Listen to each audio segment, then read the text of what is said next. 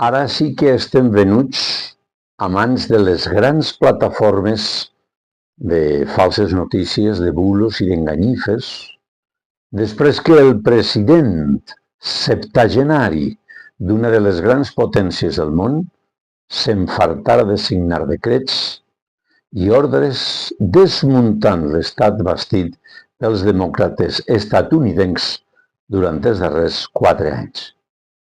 Amb ell no assistim a un canvi d'administració, ni de formes de governar. Assistim a un canvi radical de concepte d'estat i restem a mans d'un idiota amb sentit comú zero i poques o ninguna destresa social.